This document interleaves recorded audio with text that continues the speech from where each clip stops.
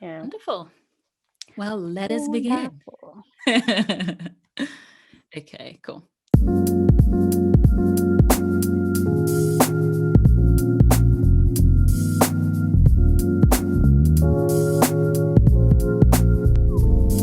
Hi guys, it's Temi. Welcome back to another episode of the DreaSings. This week I am joined by two very special guests as we discuss the importance of finding your tribe and growing in friendship. So let's get into it.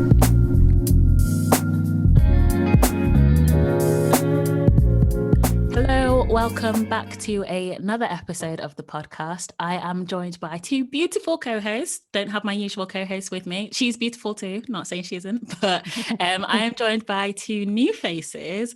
And these are two of my closest friends, two of my favorite people in the world. And so a couple of episodes ago, Tony and I were talking about friendships, and I thought who better to bring on to continue the conversation than two of my favorite people. So I will let you introduce yourselves. Drea, do you want to go first? Yep. Hi everyone, I'm Alexandrea, Drea for short. What should I say about myself? I feel like you should plug yourself right now. Yes, I think this is your chance. I'm gonna plug myself. Okay, so I'm a singer-songwriter. Yes. And my genres that I really like gospel, R&B, and any kind of love song, as well as Motown. I'm so surprised you didn't say country in there. I'm a secret country lover. Secret. Okay, I was about to say, not that secret. Whatever, not that secret. But I love my country. But I always stay away from that because real country fans, I don't need to come for my necks. Because I'm not top tier. But yeah, so I have an Instagram page called Alexandrea BKW, and I post short covers on there, and I also have a YouTube channel called DreaSings, so you should check it out. Definitely check it out. Mm-hmm. And my name is Mayowa. Unfortunately, I don't have anything to plug as of yet. I'm a forever student. Soon come. But I'm a forever student at the moment. So that is my day-to-day life at the moment. But thank you for having me on. You are most welcome. Thank you for joining me. So as I kind of introed a little bit there, we're talking about all things friendship. So I feel like we should start talking about first impressions. People watch a lot, so I just try and see sort of what's the dynamic of this group, and I didn't really know if there was a slot for me, basically. That's really just interesting. So it was just like, okay, I think it's just church, you're just like, I'm just hanging around with church people that I don't necessarily know. And it's all funny because you were one of the one you kept correcting me anytime I would say, oh, your friendship group. Yeah, no, it's all of our friendship group. You're one of us now. You're one of us. I thought like in the first few months of us getting to know each other, so the turnaround was great, but the first impression, yes, I did not think you liked me. Yeah, which is really funny because it's not that I didn't like you at all. Like, I thought you were quite cool, to be honest. But yeah, I think maybe it was you'd met the rest of the group before, and then I was coming back to university. So a bit of context, we all know each other because we went to the same university. So my first year was Mayowa's third year of her undergrad. And then in my second year, Drea came along as well. So Mayowa and Drea were never actually at uni at the same time, but just, I guess, coming like when Mayowa came to visit and stuff, got to know each other, and here we are. But yeah, it wasn't that I didn't like you at all. I think it was just that I was seeing my friends after not seeing them for a while, and probably just didn't make as much effort as I probably should have to, I guess, like single you out and talk to you. But as we say, the rest is history. Here we are. Here we are. Because I remember so it was about October, November time that we just started hearing. So obviously, as Temi has said, we knew her a year before Andrea joined, and we just hear names, Alex, just in conversation of it. Well, I remember there's a couple of our mutual friends as well who also were in my year, so they didn't know Andrea at uni. And so we were all like, who is this Alex girl? Who is this person? This dropping names like, who is this girl? We were so intrigued to like find out who this girl was. And so yeah, the first time we met you was like Christmas of your final year, right? Well, it would have been your first year. Yeah, first year, yeah. Christmas of my Christmas first of your year, first yeah. year. Yeah, and like we met you and we were like, okay, now we understand. Yes, right, we get it now. Because yeah, after that trip, everyone was like, oh my gosh, she's so sweet, she's so nice, she's so bubbly. You guys, you really were, and I got it. I was like, okay, I understand why you're like assimilated really well with the group, because yeah, you're a lovely person. And I think that really highlights, you know, why people are drawn to each other for friendships, because you see something in someone that you relate to, that you like, whatever it is, and that's why people are drawn together. Like Mayowa, so I met Mayowa because she came to my house. Do you remember this, Mayowa? Yeah. So you came to my house. I didn't come for you. No, you didn't come for me. She came to see my housemate. And yeah, because they like knew each other, they're family friends. So this girl turns up at my door with really cool hair, number one, and she was wearing like you were my sports hoodie, right? Yeah, you were the president of the dance society, and I danced. So I was like, oh, okay, this girl seems cool. And then yeah, you invited me to a games night, and then yeah, we just got talking, and again, the rest is history. Mayowa and I always say that we're actually really similar, which is funny because when I first came to uni, everyone was like, oh my gosh, you guys are the same. And I was like, absolutely not. Like, we're so different. You were fighting it. I was fighting it, but I've finally, a few years down the line, come to agree with people. Okay, maybe we are actually quite similar. We don't sound the same as people said, but yeah, I do think that our personalities and the way we look at life are in some ways, not in every way, but fairly similar. Yeah, it was so weird how each and every one of us had our own little ways of meeting. Like I never would have thought that I would have had a friend for life, just because I wasn't even planning to go to the house. It was my dad. So my dad called me and was like, oh, so you know so and so, they've just moved in, they just started uni, maybe go around and just welcome them. Meanwhile, I'm obviously in third year, I have dissertation, everything. I'm like, you know when your parents ask you to do something, you're fighting, you're like, So I was like, let me just go anyway, show my face, say hello, and then that's that. And like, look what happened, like a friend for life. So that's really cool. For sure. It's amazing how that works. And Dre, I think you said something really interesting earlier about you didn't know where your slot was in the friendship group. And it's funny because I feel like people do have their different roles within a friendship group. What would you like say your role is, or like what is each other's role? Because Drea, I would say you're the bougie one. 100%.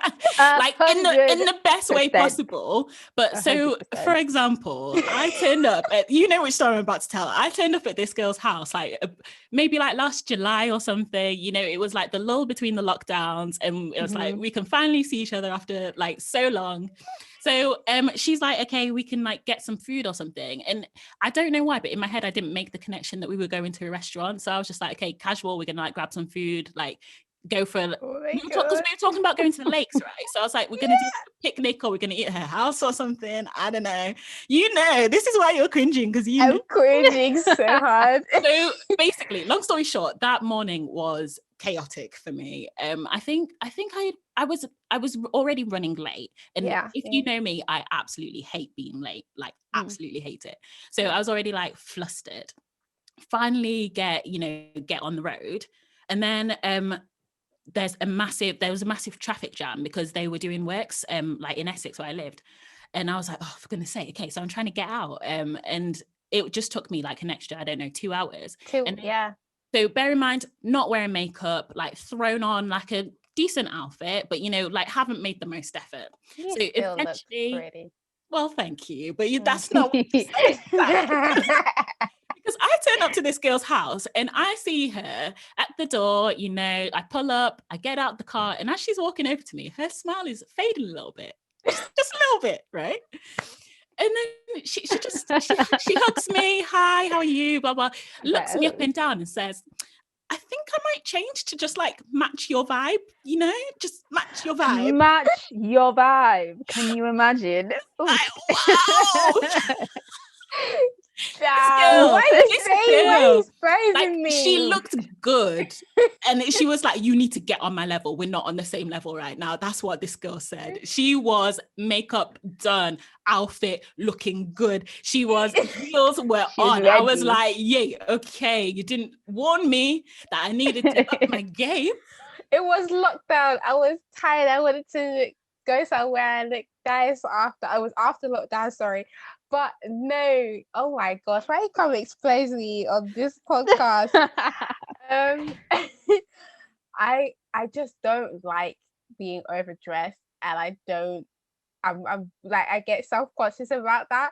So I'm like, I don't want to go out and the person I'm with is like not on the same, we're not on the same vibe at all. So it's like, of course, I'm the only one that can change. So I was like, I will go and change and get together. But no, this is not the first time that Temi has claimed me as the bougie.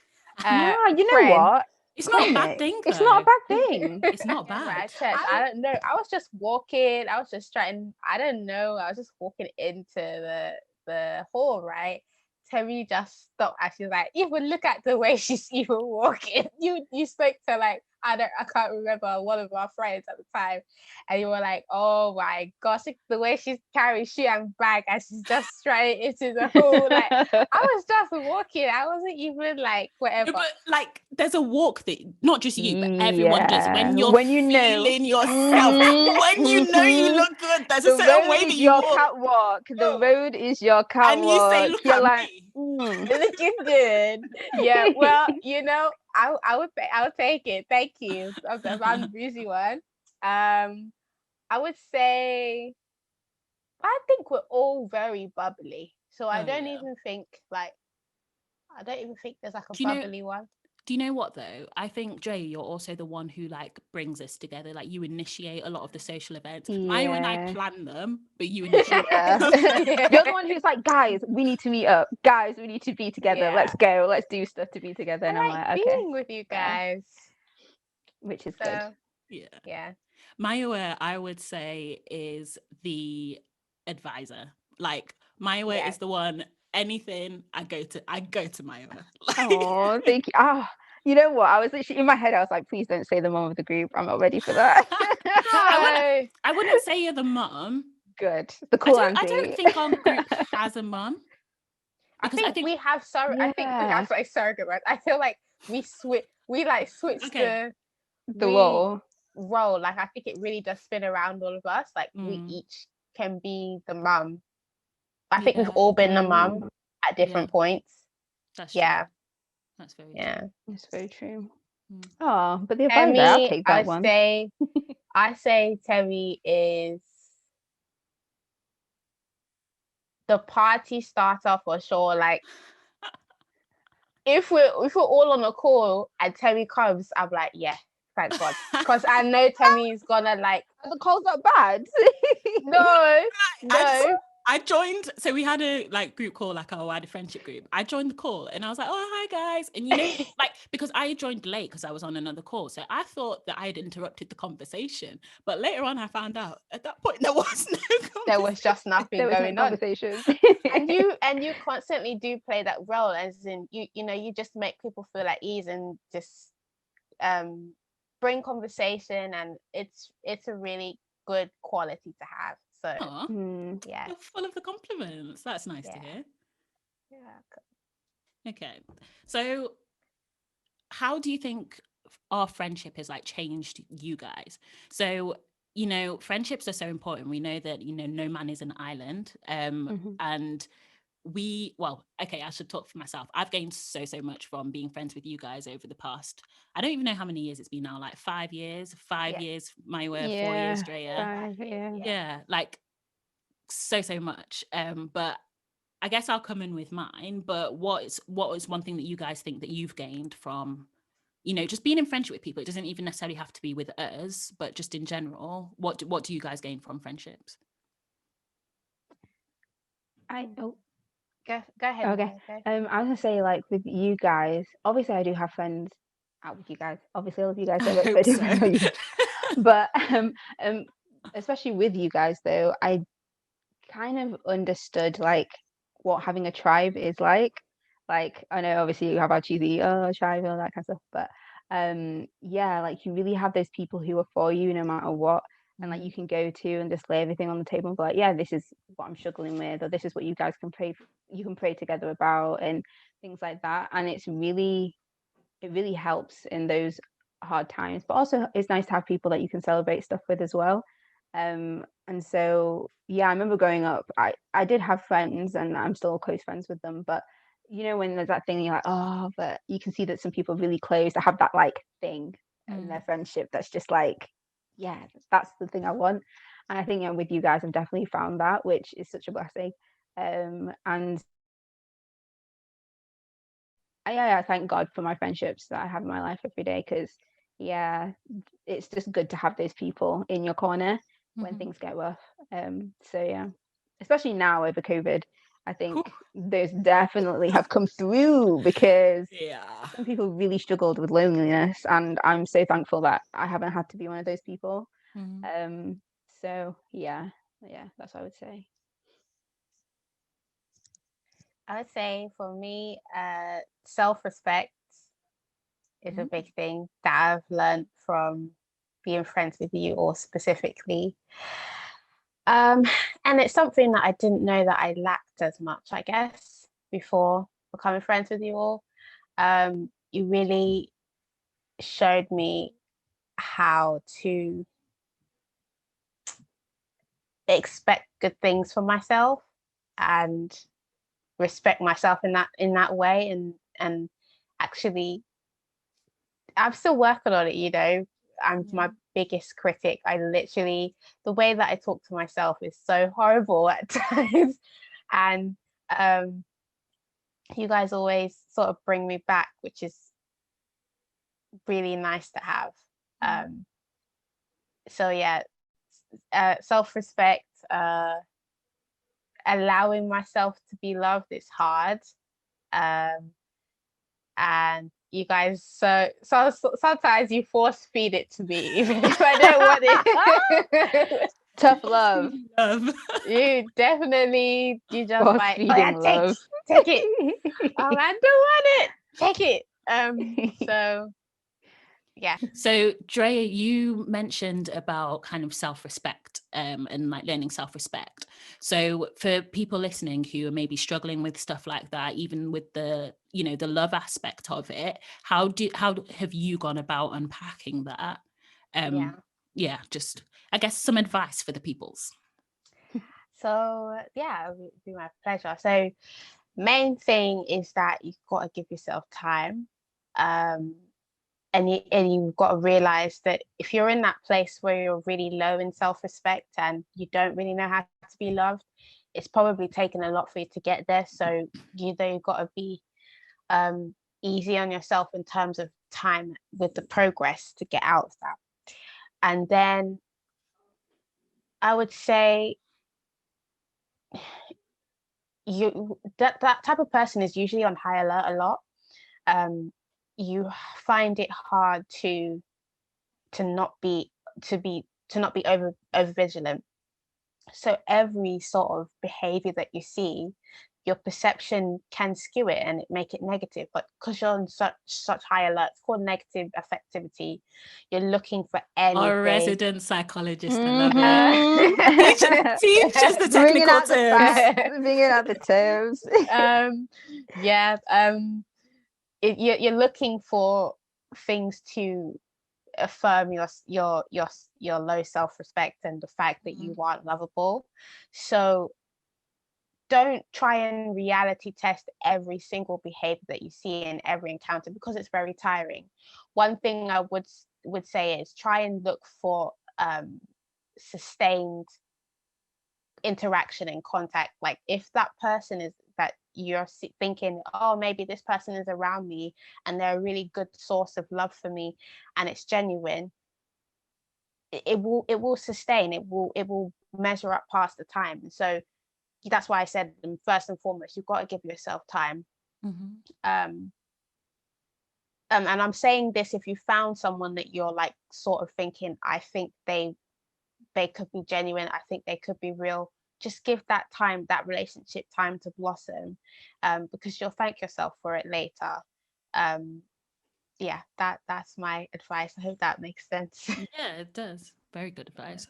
I think that what you're talking about finding genuine people is something that we all can struggle with, because it is hard sometimes to understand who is actually for you and who's there because they can get something out of you, or who's just there. Do you know what I mean? Then it's not necessarily that they're bad for you, but maybe they're just not good for you. So how do you go about kind of finding genuine friendships? I mean, Mayowa, you mentioned that you know what it is to have a tribe, and like I agree, there's the saying that it takes a village to raise a child, and I think it goes on so far beyond a child. Like for me, I recognize that I have people around me, and like I'll never underestimate the value of the people that I have around me. But actually, how do you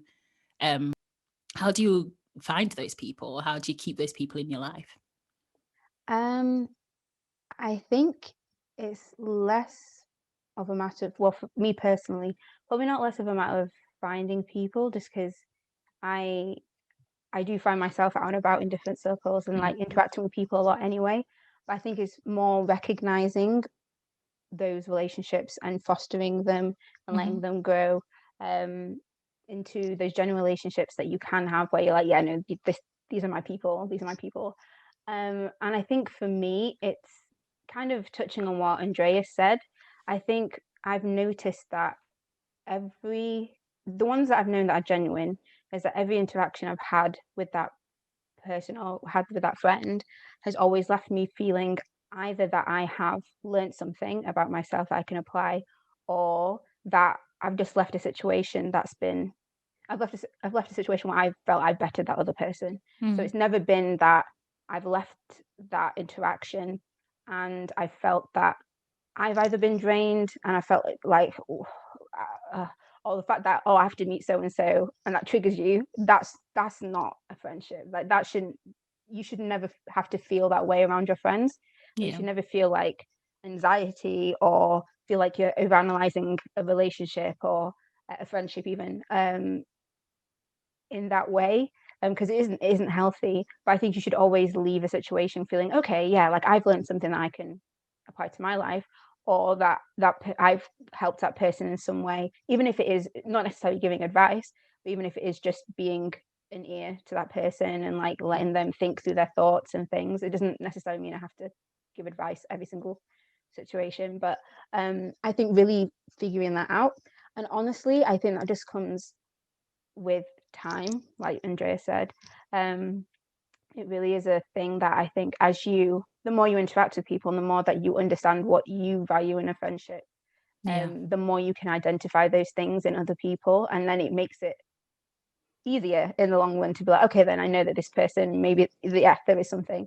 Obviously, we're human, people mess up, make mistakes. I'm not saying that everyone that you meet is going to be the perfect, but I think the more you do it, the more you get an understanding of what you want in a friendship.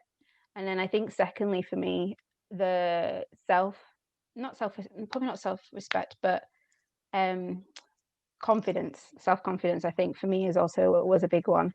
And I think, again, it starts with you. I think you really need to have a friendship within yourself.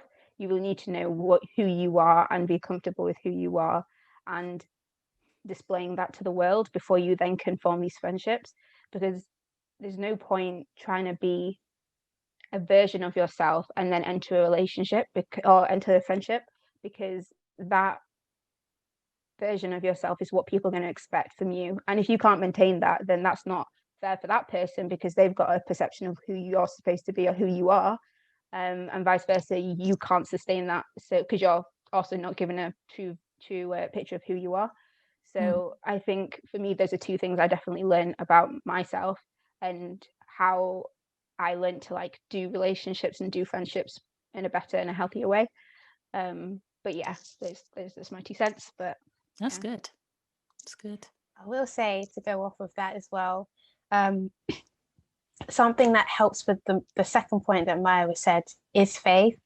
I know not everyone listening is a personal faith or has a specific faith. For me, understanding what scripture says about my value, I had to do that alongside giving time to developing these friendships that I have right now, because it's not linear as well, like Temi said at the beginning. And so you've got to be committed to understanding what your value is aside from everyone else, and then you can see how you add value to someone else's life and they add value to yours. Because that version thing that you said, Mayowa, is something that probably throughout my teens definitely experienced, of you create a version of yourself that draws a certain type of person, and you don't feel like that's your authentic self, and it's very, very tiring. You expel a lot of energy just to keep that up. So when and you might people create versions of themselves for all different types of reasons, but a reason that I did was because I didn't think I had value being my authentic self. And so that's why I brought the scripture, because so First John talks a lot about how God sees me and how he loves me and why he loves me and all these things. Helps with that, helps me not run into that I want to create this version of myself so that I'm accepted here, or I want to create this version of myself so that I won't be by myself, because I think it's more tiring trying to keep up an image than it is being by yourself, to be honest. And so doing it alongside allowing your friendships to grow, I think it will really help. Yeah.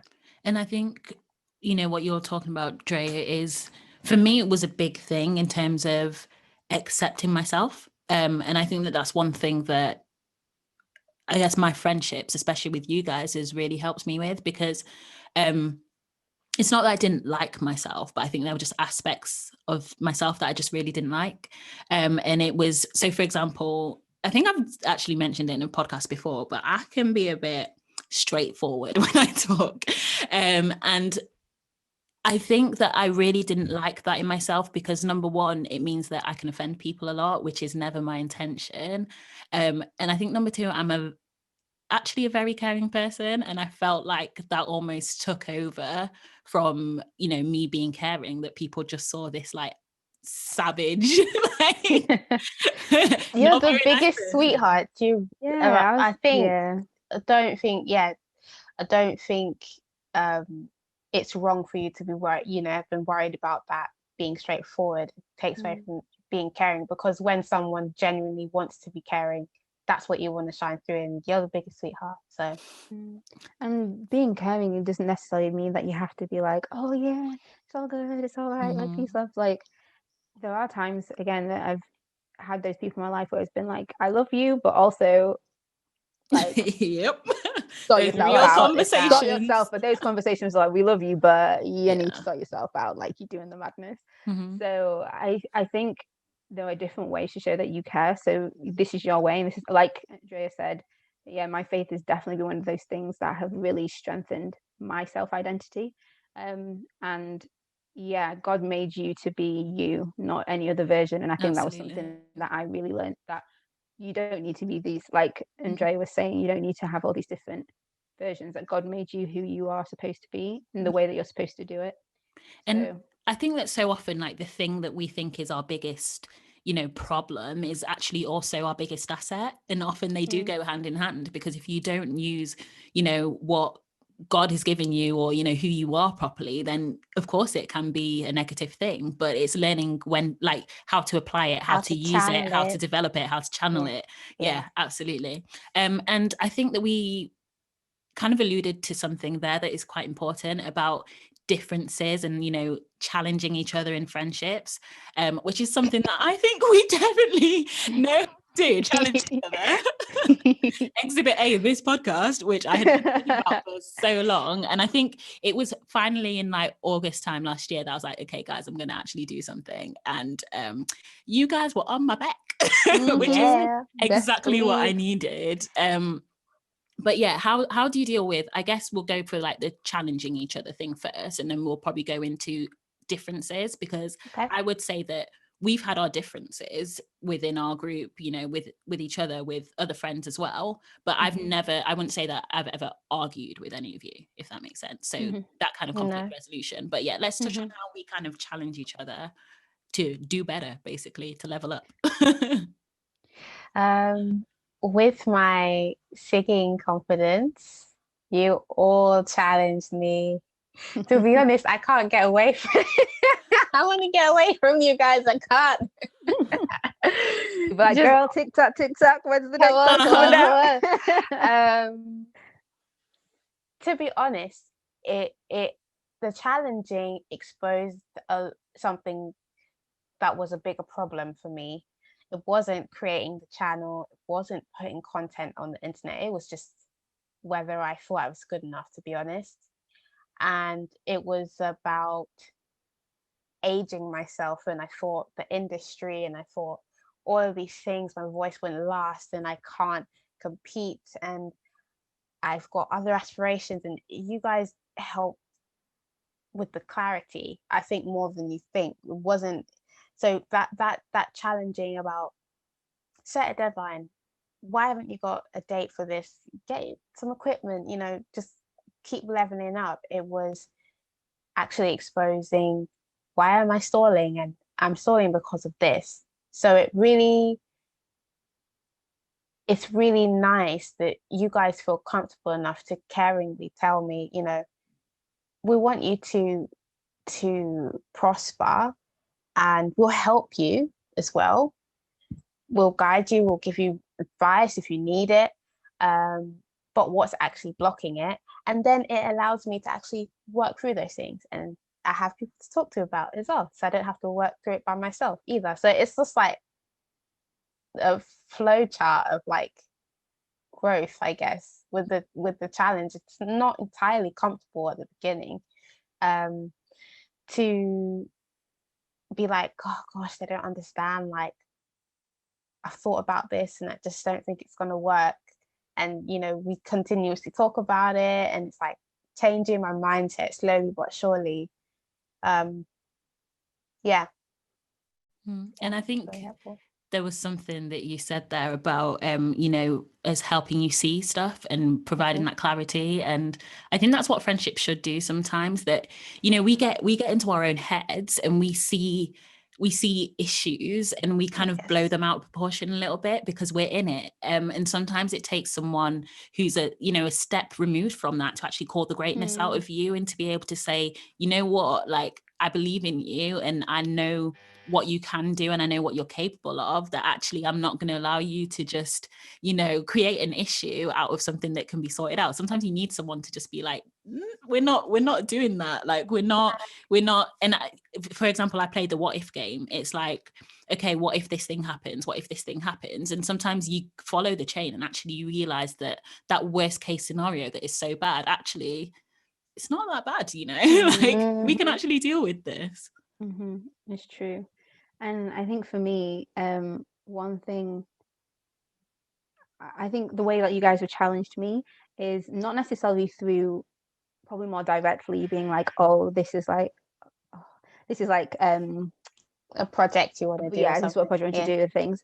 But I think, do you know when, like, especially Nigerian parents, they're like, oh, like, we got to make sure who basically they want to know who your friends are you hanging around the right crowds, this, that, and the other, blah, blah, blah. And at first you're like, oh, I don't like so and so because they do this, I don't like so and so because they do that.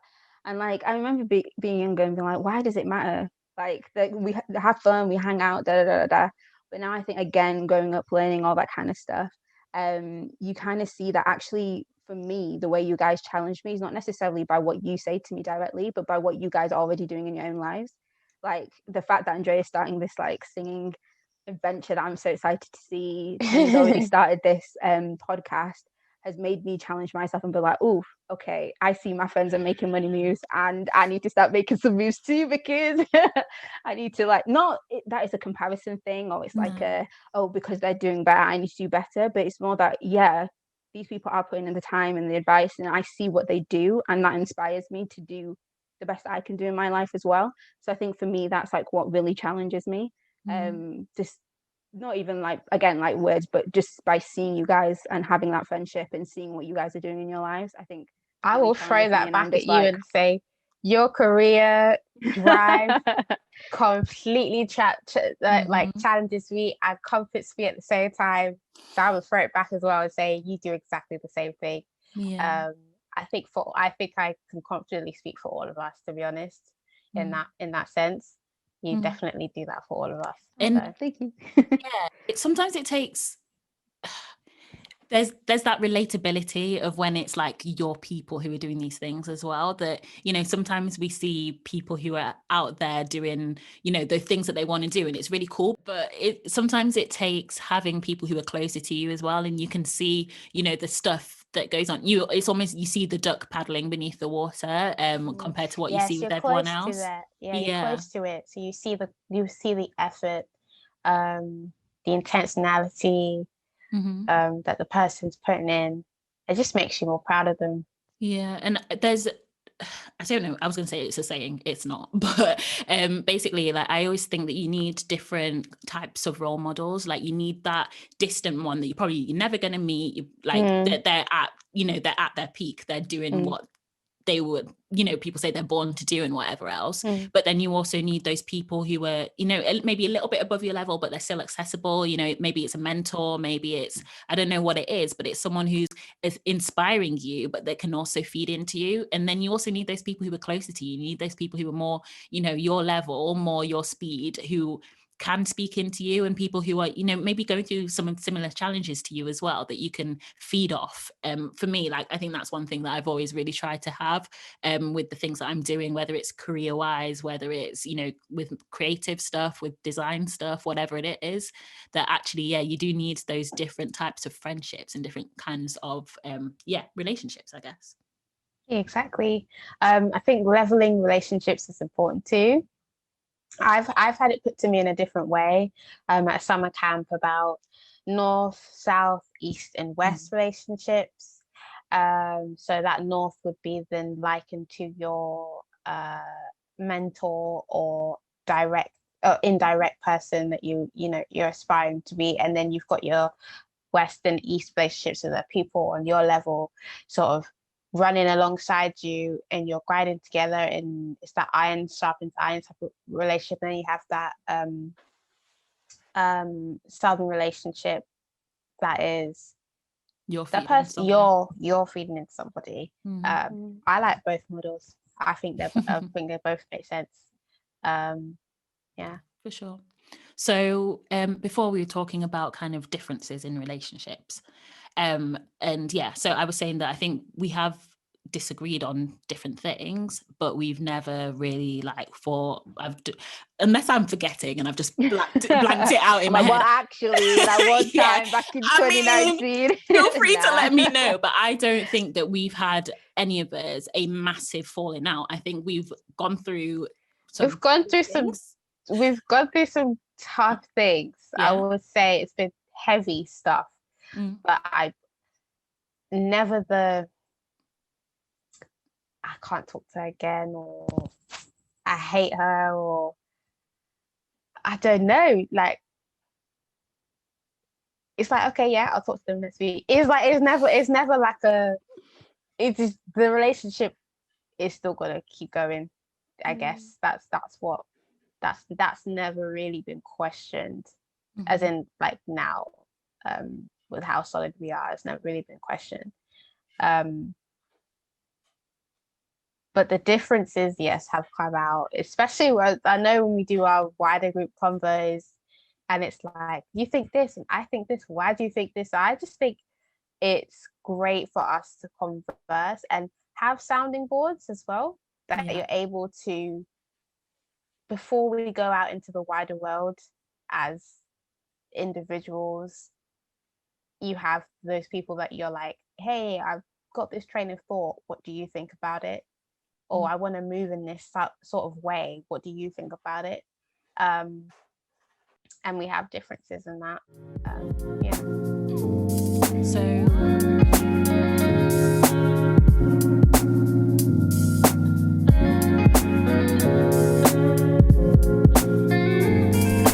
Hope you've enjoyed listening to this week's episode. Stay tuned for part 2 coming next week.